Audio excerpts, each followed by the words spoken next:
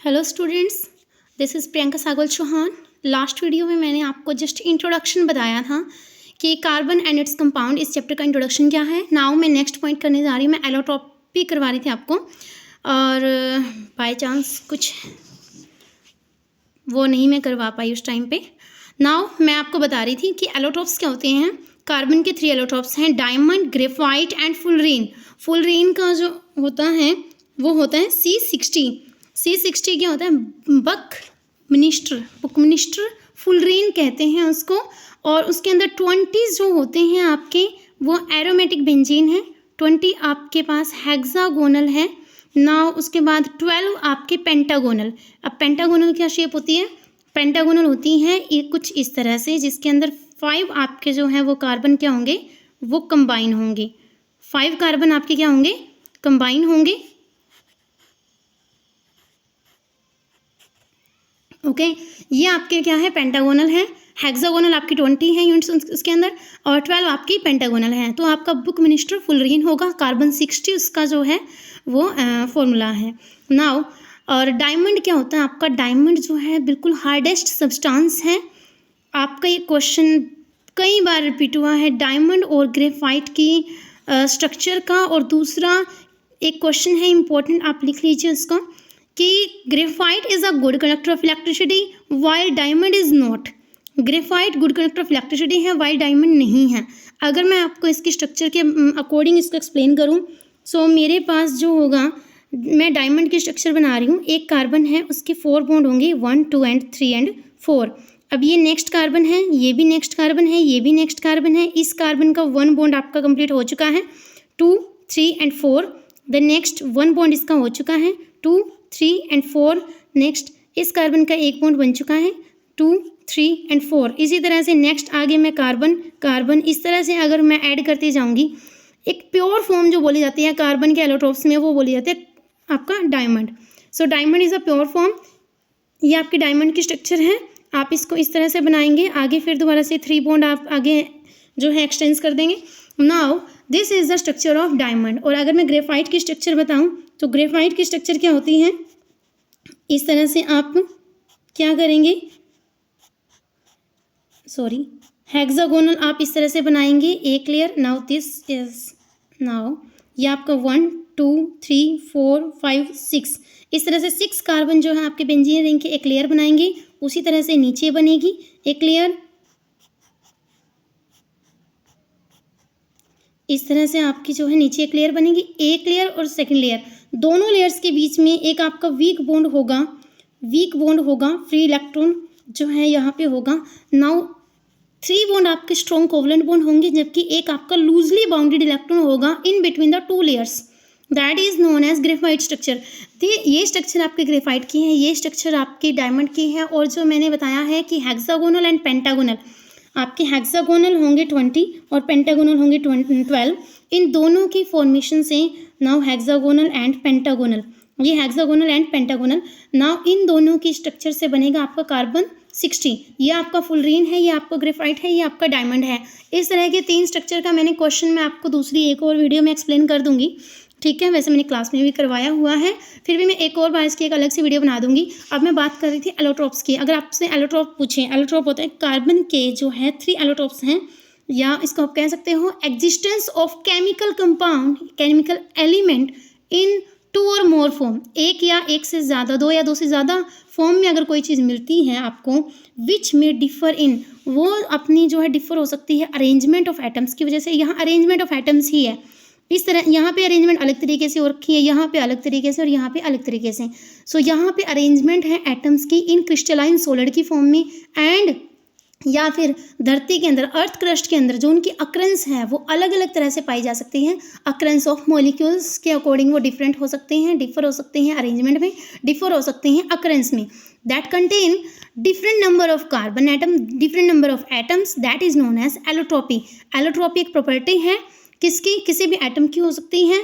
जैसे आपको एक ही एटम अपनी अलग अलग प्रकार की जो है स्ट्रक्चर बना करके और वो अलग अलग फॉर्म में पाया जाता है, उसको बोलते हैं हम एलोट्रॉप। ओके ना, उसके बाद नेक्स्ट क्वेश्चन है मेरा सैचुरेटेड एंड अनसैचुरेटेड। अब ये बहुत सिंपल है, जिसके अंदर सिंगल बॉन्ड है, ये मैंने सिंगल बॉन्ड बनाया है, देखिए ज़रा, ये सिंगल बॉन्ड है, ये आपका सैचुरेटेड होंगे जिसके अंदर carbon carbon only single bond होगा। Now this is only which have only single bond, that is known as saturated carbon compound. Saturated carbon compound जैसे methane, ethane, propane. Methane is the simplest, सबसे छोटे से छोटा अगर मैं कोई carbon का कंपाउंड बताऊं तो वो मेरे पास मीथेन है। और मीथेन का फॉर्मूला क्या है? मीथेन का फॉर्मूला है मेरे पास नाउ CH4, ये रहा मेरे पास मीथेन का formula CH4। Okay, this is the structure of methane, this is the structure of ethane. इथ means 2 carbon, 1 and 2। This is the 2 carbon, these are 2 carbons and these are connected with each other by covalent bond, single bond के through ये आपके connected हैं। Single bond होगा तो ये saturated होंगे। बाकी आप इसके 4 बॉन्ड कंप्लीट कर दीजिए, 1 2 3 4, 1 2 3 4, 1 2 3 4, ये 4 बॉन्ड होंगे इसके आपके। तो ये आ गया आपका मीथेन और इथेन के स्ट्रक्चर। अगर अनसैचुरेटेड की बात करूँ मैं सिंपल शॉर्ट वे में अभी आपको बता रही हूँ, जिसके अंदर डबल बॉन्ड होंगे या ट्रिपल बॉन्ड होंगे वो आपके अनसैचुरेटेड कंपाउंड होंगे। जिसके अंदर 1 और मोर, डबल और ट्रिपल बॉन्ड होंगे उनके अंदर, उनको क्या बोलेंगे? Unsaturated carbon compound. अगर कार्बन के बीच में है, 2 कार्बन के बीच में 2 बॉन्ड या 3 बॉन्ड होंगे तो उनको हम अनसैचुरेटेड कंपाउंड बोलेंगे। जैसे एग्जांपल के लिए इथीन, इथ प्लस इन, इथीन। इथ प्लस आइन, इथाइन। सिंगल बॉन्ड है तो इन, ट्रिपल बॉन्ड है तो आइन। सिंगल बॉन्ड है तो इन, ट्रिपल बॉन्ड है तो आइन। उसके बाद इस तरह से आपके कई तरह से अलग अलग स्ट्रक्चर बन सकती हैं ना। उसके बाद मैं नेक्स्ट पॉइंट करने जा रही हूँ, this is very very very most important question. आजकल इसका क्वेश्चन बहुत ज़्यादा उठाया जा रहा है। आइसोमेरिज्म क्या होते हैं? जिनका सेम मॉलिक्यूलर फॉर्मूला होता है but structure are different. Molecular formula same but structure are different. For example के लिए यहाँ देखिए, यहाँ मेरे पास है 1 2 3 4 कार्बन है। Butane, but plus ane, butane. इसकी अगर नोमेनक्लेचर करेंगे but plus ane, butane. But आया है 4 कार्बन के नाम का, एन आया है सिंगल बॉन्ड के नाम का। अब यहाँ पे भी क्या है? ब्यूटेन है, लेकिन इसका दूसरा नाम क्या होगा? 1 2 3। आपका यहाँ पे ये हो गया बल्कि ग्रुप, यहाँ पे हो गया सब्स्टिट्यूएंट। सब्स्टिट्यूएंट्स मीन्स ये हो गया आपका 2 पे लगा है मिथाइल, 2 पे लगा है मिथाइल। और वैसे आपका ये क्या हो गया? Prop plus ane, propane, 2 methyl propane. या इसी का दूसरा नाम, जब भी दूसरी पोजीशन पे मेरे पास मिथाइल लगा हो उसको आइसो बोलते हैं। जब भी दूसरी पोजीशन पे मिथाइल लगा हो उसको आइसो बोलते हैं। और इसका क्वेश्चन बहुत बार आता है स्ट्रक्चर का। आइसो ऑक्टेन दे देंगे, आइसो ब्यूटेन दे देंगे, आइसो पेंटेन दे देंगे। आइसो का मतलब होगा आपका सेकेंड पोजिशन पे मिथाइल ग्रुप आपको लगाना ही लगाना है। नाउ ये क्वेश्चन आप नोट डाउन कर लीजिए कि ये क्वेश्चन पक्का पक्का पक्का आएगा। नेक्स्ट, साइक्लिक कंपाउंड कौन से होंगे जिनमें वो साइकिल बना रहे हो? 1 2 3। मैंने क्या किया? सिंपल 1 कार्बन, 2 कार्बन, 3 कार्बन, इनको कनेक्ट कर दिया, साइकिल बना दिया। बाकी बचे हुए 2 बॉन्ड पूरे कर लीजिए, 1 2 1 2 1 एंड 2। ये हो गया आपका। साइकिल में है तो साइक्लो, 3 कार्बन है तो प्रोप, सिंगल बॉन्ड है तो ane. Cyclo prop ane, cyclopropane. अब ये 4 कार्बन मैंने कनेक्ट किए हैं, साइक्लो ब्यूटेन। कुछ फंक्शनल ग्रुप के बारे में मैं क्लास में डिस्कस कर चुकी हूँ। फंक्शनल ग्रुप जैसे कि मेरे पास है ये वाले फंक्शनल ग्रुप, ओके। ये इनके नेमिंग है। जैसे मेरे पास फंक्शनल ग्रुप एज आ सब्स्टिट्यूएंट भी कह सकते हैं इसको। तो ये halogen compound, hello means chloro या ब्रोमो आपके सिलेबस में है। 17 ग्रुप के एलिमेंट, कौन से ग्रुप के एलिमेंट है? 17th ग्रुप के एलिमेंट है। ये आपका क्वेश्चन बन सकता है कि जो ये हेलोजेंस हैं वो किस ग्रुप से बिलोंग करते हैं? 17th ग्रुप से बिलोंग करते हैं। Now chloro and bromo, okay, chloro and bromo. उसके बाद आपका इसका एक एग्जांपल मैं करवा देती हूँ।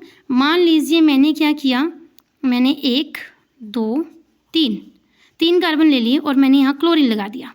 बाकी हाइड्रोजन कंप्लीट कर दीजिए, 1 2। इस तरह से ये एक हाइड्रोजन, 1 2 1 2 और 3। इस तरह से मैंने क्या किया, मैंने ये क्लोरीन लगा दिया है। और अब इसके 4 बॉन्ड पूरे नहीं हुए तो 4 पूरे करो, ओके। ये बन गया मेरे पास CH3 CH2 Cl। अब इसका नाम क्या होगा? इसका नाम होगा क्लोरो। ये क्लोरो पहले बोला जाएगा, क्लोरो क्या बोला जाएगा? क्लोरो। और उसके बाद बोला जाएगा ये 1 2 3 1 पे मेरे पास क्या लगाया मैंने, क्लोरो, और 3 के नाम का प्रोपेन, क्लोरोप्रोपेन, क्लोरोप्रोपेन। तो ये मैंने आपका लगा दिया क्लोरोप्रोपेन। इसी तरह से अगर ब्रोमीन लग जाए तो ब्रोमोप्रोपेन, ठीक है, क्लोरोब्यूटेन, ब्रोमोपेंटेन। इस तरह से आप सिर्फ कार्बन लगाइए, कार्बन की चेन बनाइए अपनी मर्जी से और उसके ऊपर ये सब्स्टिट्यूएंट लगा दीजिए। ओके, उसके बाद है मेरे पास अल्कोहल। अल्कोहल में जो है ये कार्बन चेन में पूरी कर देती हूँ, 1 2 3, मर्जी है मेरी, मैं 4 कर सकती हूँ। ओके, ये OH तो एक तरफ रहेगा और ये हाइड्रोजन पूरे कर दीजिए, ये हाइड्रोजन आपने कंप्लीट कर दीजिए, ठीक है। अब ये क्या बन गया मेरे पास, 1 2 3 4, 4 क्या बन गया, ब्यूट। तो ये बन गया but, single bond ane, but ane plus ol, तो ब्यूटेन ओल, ब्यूटेनोल। ये आपका फंक्शनल ग्रुप हो गया अल्कोहलिक ग्रुप। अल्कोहल बन गया यहाँ पे, ये बन गया आपके पास ब्यूटेनोल, ठीक है, ब्यूटेनोल। उसके बाद मैं अगला करवा रही हूँ एल्डिहाइड ग्रुप, CHO बोलेंगे इसको, CHO एल्डिहाइड ग्रुप। इसके नाम का आपका लगता है अल, OH के नाम का लगता है ओल, कीटोन के नाम का लगता है ओन, और इसके नाम का लगेगा ओइक एसिड। क्या लगेगा, ओइक एसिड। अब इसकी जो है आगे कार्बन बढ़ाना चाहे बढ़ा सकते हैं, मैं एक ही बढ़ा रही हूँ अभी, 1 and 2, 2 कार्बन के नाम का क्या हो जाएगा मेरे पास, एन अल, इथेनल, इथेनल। इथ मैंने लगाया 2 कार्बन के नाम का, एन लगाया सिंगल बॉन्ड है दोनों कार्बन के बीच में। ये आप डबल बॉन्ड कभी काउंट नहीं करेंगे, कभी भी काउंट नहीं करेंगे। आपको जो एन लगाना है वो देखना है कार्बन और कार्बन के बीच में, कार्बन और कार्बन के बीच में आपका बॉन्ड बनना चाहिए, इस बात का ध्यान रखिएगा। उसके बाद मैं इस कार्बन को देख लेती हूँ, ये कार्बन है मेरा O। अब ये तो डबल बॉन्ड ऑक्सीजन का है, ये हमारा तो नहीं है। एक कार्बन इधर लगाया, एक कार्बन इधर लगाया। सबसे छोटा जो कीटोन ग्रुप बनेगा वो बनेगा मेरा, ये सबसे छोटा कीटोन ग्रुप है क्योंकि ये बीच में होता है। CO बॉन्ड जो है बीच में रहना चाहिए, क्योंकि साइड में हो गया, अगर साइड में हो गया तो एल्डिहाइड ग्रुप बन गया, बीच में होगा तो आपका कीटोन ग्रुप बन जाएगा। CH3CO, इसको एसीटोन, ये क्वेश्चन आपका पेपर में आया है, इसको नोट डाउन कर लीजिए। एसीटोन के स्ट्रक्चर या एसीटोन से रिलेटेड क्वेश्चन, तो आपका एसीटोन है, एसीटोन का जो आपका होगा, और ये ऊपर वाला आपका इथेनल कह लीजिए या इथाइल अल्कोहल के नाम से जाना जाता है। ये भी आपको कंफ्यूज करेगा। इसका दूसरा नाम लिख लीजिए इथाइल अल्कोहल, इथेनल का दूसरा नाम लिख लीजिए इथाइल अल्कोहल। इसका दूसरा नाम लिख लीजिए, इसका नाम क्या होगा, 3 कार्बन के नाम का प्रोपेनोन, प्रोपेनोन। इसका नाम क्या हो गया, प्रोपेनोन, और दूसरा नाम एसीटोन। ओके, इसके अलावा और कोई क्वेश्चन नहीं बनता स्ट्रक्चर वगैरह का। नाउ अगला है आपका कार्बोक्सिलिक एसिड। कार्बोक्सिलिक एसिड में इथेनोइक एसिड सबसे ज़्यादा पूछा जाता है, बस मैं यहाँ पे CH3 लगा देती हूँ। दिस इज़ 1 and 2, इसका नाम हो गया इथेनोइक एसिड, इथेनोइक एसिड। ये आपके सबसे स्मॉलेस्ट स्ट्रक्चर, स्मॉलेस्ट तो नहीं है, फॉर्मिक एसिड का स्ट्रक्चर क्या होगा, मिथेनोइक एसिड की स्ट्रक्चर क्या होगी, मिथेनोइक एसिड। आपके सिलेबस के अकॉर्डिंग बस जितना है उतना मैं करवा रही हूँ। HCOOH, ये देखिए कार्बन ले लीजिए आप, इसका डबल बॉन्ड O, इसका OH, ये आपका H, HCOOH। मैंने क्या बोला, HCOOH, HCOOH, HCOOH। Now this is formic acid, दूसरा नाम लिख लीजिए इसका फॉर्मिक एसिड, फॉर्मिक एसिड। इसका नाम फॉर्मिक एसिड या मिथेनोइक एसिड है, इसका नाम इथेनोइक एसिड है। इसका नाम क्या है, इथेनोइक एसिड। नाउ ये हो गया आपके कुछ फंक्शनल ग्रुप के बारे में। फंक्शनल ग्रुप की नोमेनक्लेचर कैसे होती है, फंक्शनल ग्रुप के एग्जाम्पल कौन कौन से क्वेश्चन पेपर में आए हैं वो मैंने आपको बता दिए, ठीक है।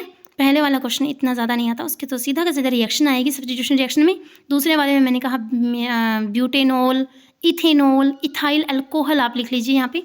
एल्डिहाइड में मैंने कहा इथेनॉल। फॉर्मेल्डिहाइड की स्ट्रक्चर क्या होगी, फॉर्मेल्डिहाइड की स्ट्रक्चर क्या होगी, आप एक कार्बन लीजिएगा सिर्फ। मैं फॉर्मेल्डिहाइड की स्ट्रक्चर बना रही हूँ यहाँ पे, फॉर्मेल्डिहाइड की, किसकी बना रही हूँ, फॉर्मेल्डिहाइड की, HCOH। ये देखिए COH, COH, COH।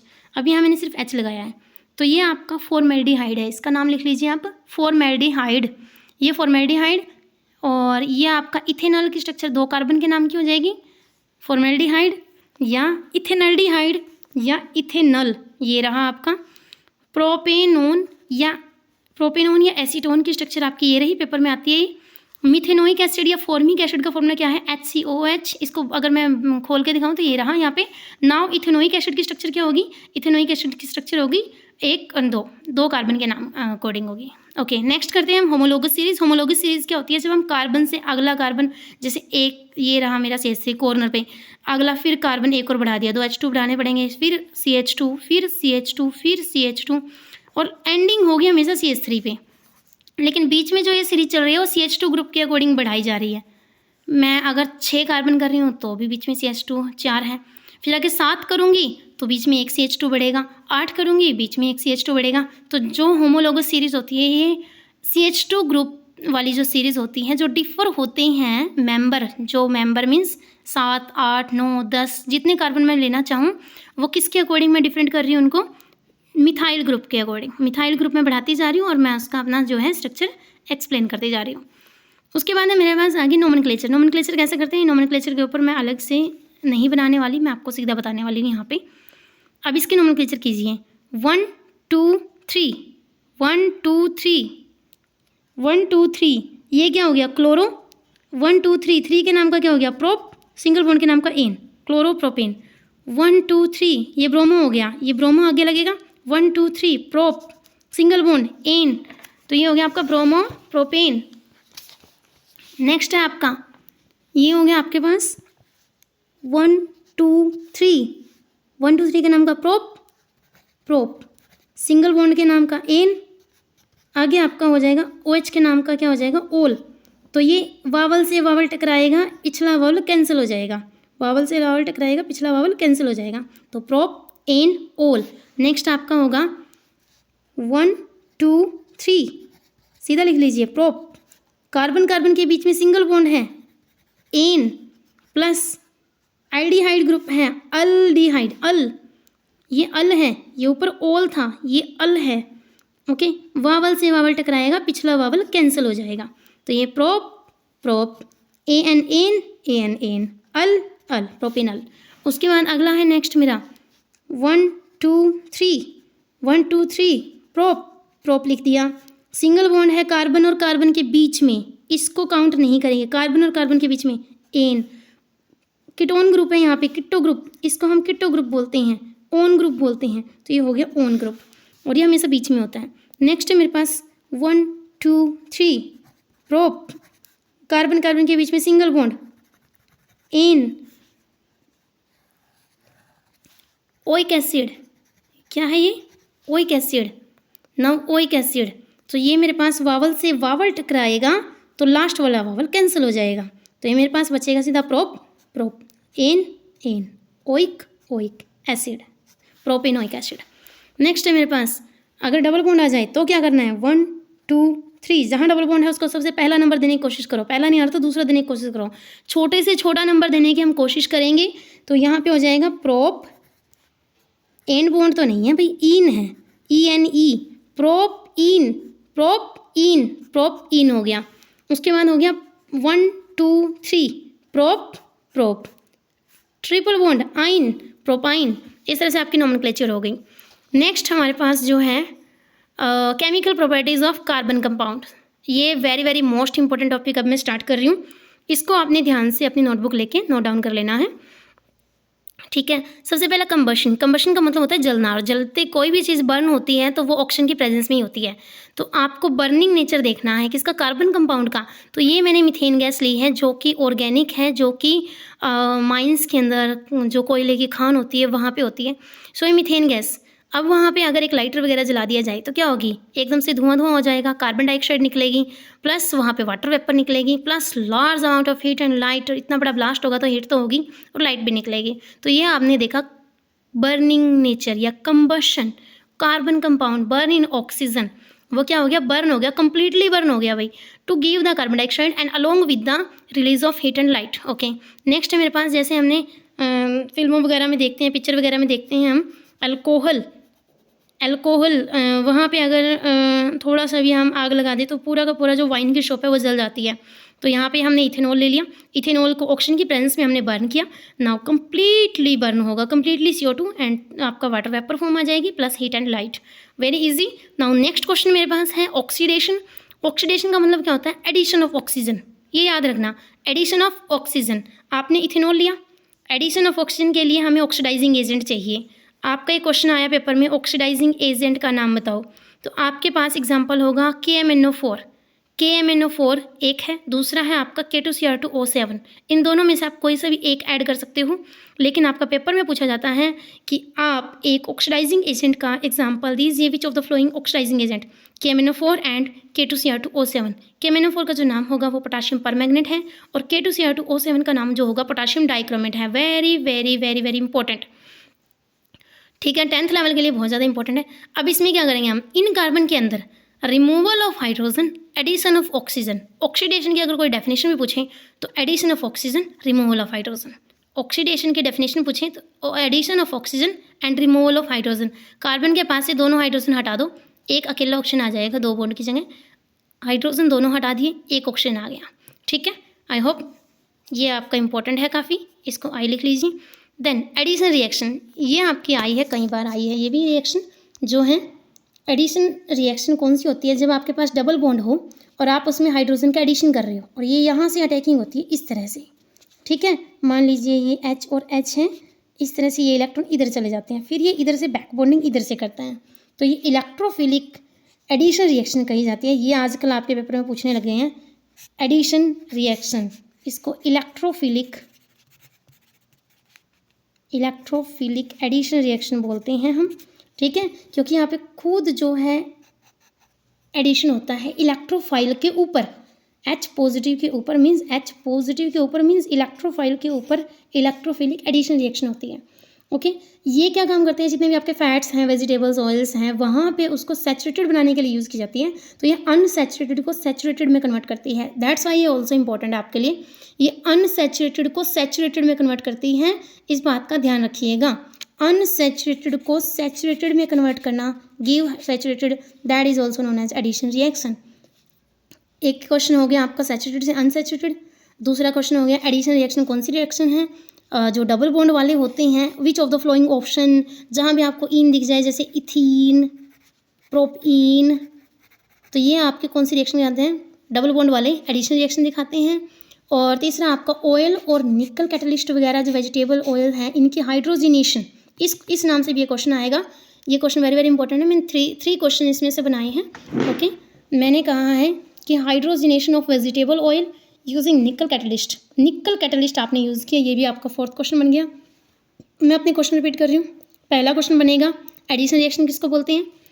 The addition of hydrogen in the double bond, या addition of hydrogen in the unsaturated hydrocarbon. ठीक है, दूसरा क्वेश्चन मैंने कहा कि ये क्या काम करता है, ये बन सकता है ये अनसैचुरेटेड से सैचुरेटेड बनाता है। तीसरा क्वेश्चन मैंने बताया कि ये कौन सी रिएक्शन दिखाएगा, एलिमिनेशन, सब्स्टिट्यूशन। इस तरह को कोई रिएक्शन दे दी और आपसे पूछेगा एलिमिनेशन हो रहा है, क्या हो रहा है, ये एडिशन रिएक्शन हो रहा है। चौथा क्वेश्चन हो जाएगा आपका कि हाइड्रोजिनेशन ऑफ वेजिटेबल ऑयल, इनमें से कौन सा एग्जाम्पल है? हाइड्रोजिनेशन ऑफ वेजिटेबल ऑयल में कौन सा कैटलिस्ट है, ये आपसे पूछा जाए। हाइड्रोजिनेशन ऑफ वेजिटेबल ऑयल में कौन सा कैटलिस्ट है? निकल कैटलिस्ट है। अगला पूछा जाए कि hydrogenation of the vegetable oil में से कौन सा ऑप्शन आपका दिखाएगा? आपके 3 ऑप्शन दे देंगे, एक ऑप्शन दे देंगे डबल बॉन्ड वाला इन वाला, और बाकी दे देंगे प्रोपेन, ब्यूटेन, पेंटेन। उनमें से इन डबल बॉन्ड वाला आपका जो है वो एडिशन रिएक्शन दिखाता है, डबल बॉन्ड वाला ही जो है आपका अनसैचुरेटेड से सैचुरेशन दिखाता है, डबल बॉन्ड वाला ही आपका हाइड्रोजिनेशन रिएक्शन दिखाता है। अकेले हाइड्रोजिनेशन से भी आ जाए ये क्वेश्चन तो भी यही क्वेश्चन है। मैंने आपके क्वेश्चंस की वेरिएशन किया, आंसर आपका सेम ही है। नेक्स्ट क्वेश्चन है मेरे पास, सब्स्टिट्यूशन रिएक्शन कौन सी होती है? सब्स्टिट्यूशन रिएक्शन होती है सब्स्टिट्यूट कर देना, बदल देना, रिप्लेस कर देना, सब्स्टिट्यूट कर देना। इसका मतलब भी बदलना होता है, ठीक है, रिप्लेस करना भी बदलना होता है। जैसे मेरे पास कार्बन था, 1 2 3 4, ये 4 आपके पास जो है वो मेरे पास क्या है, बॉन्ड है। अब इसको हटा करके मैंने इसको हटा करके हाइड्रोजन को हटा करके Cl लगाना है, तो ये जो है मेरा ये वाला HCl तो चला जाएगा। ओके, ये वाला HCl चला जाएगा। अब यहाँ पे कौन आ जाएगा, Cl नेगेटिव अटैक कर देगा, Cl नेगेटिव इस पर अटैक कर देगा। ये Cl आ गया, देखो 3 हाइड्रोजन रह गए, 1 2 3 हाइड्रोजन रह गए और एक Cl। मैंने सिर्फ हाइड्रोजन को हटा करके Cl लगाया, इसमें कोई और क्वेश्चन नहीं बनता, जो बनता होगा मैं बना दूंगी, ठीक है। The reaction in which one और मोर हाइड्रोजन, अब मैं इसमें से भी हटा सकती हूँ, दोबारा से मैं एक और HCl के साथ रिएक्शन, Cl2 के साथ अगर रिएक्शन करूँ ना, तो मेरे पास CH2 Cl2 आ जाएंगे, एक और बार करूँ आ जाएंगे, एक और बार करूँ आ जाएंगे। अब जो दूसरा क्वेश्चन बनता है इसमें से सुन लीजिए, आपको जानबूझ के देगा किसकी प्रेजेंस में होगा, सनलाइट की प्रेजेंस में, हीट में, लाइट में, हीट में या लाइट भी दे दे कोई दिक्कत नहीं है, HMU दे दे कोई दिक्कत नहीं है, ठीक है। लेकिन हीट में आंसर नहीं होगा, गर्म करने से रिएक्शन नहीं होती। इस रिएक्शन को तो आप सीधा सनलाइट की प्रेजेंस में रख दीजिए, क्लोरीन एकदम से क्या हो जाएगा, अपना फ्री रेडिकल मैकेनिज्म दिखा देगा और ये अपना ब्रेक हो जाएगा। नेक्स्ट है मेरे पास आपका very very most important question है, इथेनॉल के बारे में आप क्या जानते हैं। इथेनॉल आप देखते हो आपके कॉमनली जो है इथाइल अल्कोहल इसका नाम है, इथाइल अल्कोहल आप कॉमनली लेते हो, सिंपल आप अपने आसपास इथेनॉल लेते हो, ठीक है। It is the second member of homologous series, क्योंकि सबसे पहला जो मेंबर है वो तो है मिथेनॉल, पहला जो मेंबर है वो तो मिथेनॉल है, CH3OH। उसके बाद दूसरा मेंबर क्या होगा, मिथ इथ प्रोप, दूसरा होगा इथेनॉल, तीसरा होगा प्रोपिनॉल। ये कलरलेस होगा, ओके, लिक्विड होगा, कलरलेस लिक्विड, प्लीजेंट स्मेल होगी, ये आपका MCQ में आया है कई बार, लिख लीजिए MCQ में आया है, प्लीजेंट स्मेल होगी, बर्निंग टेस्ट होगा इसका, जला जला सा आएगा। नाउ इसका बॉइलिंग पॉइंट कितना है, 351 या 78 डिग्री सेल्सियस, ये आज तक तो आया नहीं है, पता नहीं आएगा नहीं आएगा, पर आज तक नहीं आया है। Ethanol is soluble in water, क्यों, क्योंकि इथेनॉल जो है पोलर नेचर में पाया जाता है, जैसे कि यहाँ पे parcel negative parcel positive, okay. Now ethanol जो है आपका वो क्या है, और ये हाइड्रोजन बॉन्डिंग बनाता है। क्वेश्चन बता देती हूँ, क्वेश्चन ये है कि इथेनॉल जो है वो वाटर में सोल्यूबल क्यों है, क्योंकि हाइड्रोक्सिल ग्रुप जो है वो हाइड्रोजन बॉन्ड बनाता है, ये आपका आंसर है, in the water, and it is a neutral compound, यह एक न्यूट्रल कंपाउंड है, एंड तो इसके ऊपर लिटमस पेपर का कोई प्रभाव नहीं पड़ता। इथेनॉल जो होते हैं थोड़े से मतलब वीक एसिड नेचर में पाए जाते हैं, बट जो सॉरी मैं अल्कोहल की बात कर रही हूँ, अल्कोहल जो होते हैं वो आपके वीक एसिड में वीक मतलब वीक उसमें काउंट करते हैं, उनको वीक एसिडिक के अंदर काउंट करते हैं। लेकिन अगर स्पेशल इथेनॉल की बात करें, स्पेशल हम किसकी बात कर रहे हैं, स्पेशल अगर इथेनॉल की बात करें तो ये हमारा न्यूट्रल है, इसके ऊपर किसी भी लिटमस पेपर का कोई इफेक्ट नहीं पड़ता। तो ये आपका एक और क्वेश्चन है आपके पास, ठीक है, ये आपका एक और क्वेश्चन है। अगला क्वेश्चन है मेरे पास, क्या ये देखिए ज़रा, मैंने आपको अभी भी थोड़ी देर पहले बताया, इन्होंने ऊपर तो बता दिया कि ये न्यूट्रल है, इन पर लिटमस पेपर का कोई इफेक्ट नहीं पड़ रहा, जबकि मैं कह रही थी वीक एसिडिक नेचर में पाए जाते हैं। ये देखिए आपके सामने सबूत है, मेटल रिएक्ट करता है जब भी एसिड के साथ, तो वो हाइड्रोजन गैस देता है कि नहीं देता, ठीक है, मेटल रिएक्ट करता है। आप इन्होंने सोडियम मेटल की रिएक्शन करके दिखाई, सोडियम मेटल को रिएक्ट करवाया इथेनॉल के साथ, इन्होंने क्या दिया, hydrogen gas the, that means इसका नेचर है एसिडिक, तो इसका थोड़ा सा वीक एसिडिक नेचर, मैं इसको वीक बोल लूँगी, वीक एसिडिक नेचर। लेकिन हाँ, लिटमस पेपर की अगर हम बात करें, लिटमस पेपर पर कोई इनका इफेक्ट शो नहीं हो रहा, लिटमस पेपर पर नहीं हो रहा, इस बात का ध्यान रखिएगा, वैसे ही मेटल के साथ ये रिएक्ट कर जाएगा, ओके। उसके बाद है मेरे पास dihydration reaction, dihydration means sorry dehydration, de means removal, de means removal, hydra means water, hydra means water, water का आपको रिमूवल करना है, किस में से, इथेनॉल में से। चलिए इसकी स्ट्रक्चर बना देते हैं बहुत अच्छी सी, 1 2, ये है मेरे पास OH, ये है H, ये H H H और ये H, ये मेरे पास वाटर निकलेगा। ये किसके प्रेजेंस में निकलेगा, ये कंसनट्रेटेड सल्फ्यूरिक एसिड के प्रेजेंस में निकलेगा, इस बात को ध्यान रखना, इसके बगैर आपका आंसर कंप्लीट नहीं है। डिहाइड्रेशन रिएक्शन जब भी लिखा आप करोगे तो आपको क्या करना है, यहाँ पे कंसनट्रेटेड H2SO4 लिखना है, बेशक आप 443 ना लिखो, लेकिन सल्फ्यूरिक एसिड के अंदर खुद में अपने आप वो एक्सोथर्मिक रिएक्शन शो करता है, अगर थोड़ा सा भी उसको एक्वस के अंदर वो करते हैं, ऐड करते हैं या कुछ भी। नाउ यहाँ पे हम क्या कह रहे हैं, सल्फ्यूरिक एसिड की प्रेजेंस में ही, सल्फ्यूरिक एसिड की प्रेजेंस में ही क्या होगा, रिमूवल ऑफ वाटर। अब रिमूवल ऑफ वाटर होने के बाद यहाँ डबल बॉन्ड बन जाएगा, यहाँ डबल बॉन्ड बन जाएगा, क्योंकि CH2 दो ही तो बचे, 2 बॉन्ड बचे हैं, तो 2 बॉन्ड बीच में बना दिए मैंने। उसके बाद मैं क्या कर रही हूँ, now it is a good solvent, ये एक अच्छा सॉल्वेंट है, मेडिसिन में यूज़ होता है। कफ सिरप जिसको आप बोलते हो, डॉक्टर भी कहते हैं खांसी की दवाई ले लो, थोड़ा सा सिरप ले लो, उसमें आपका इथेनॉल होता है। उसके बाद है आपके पास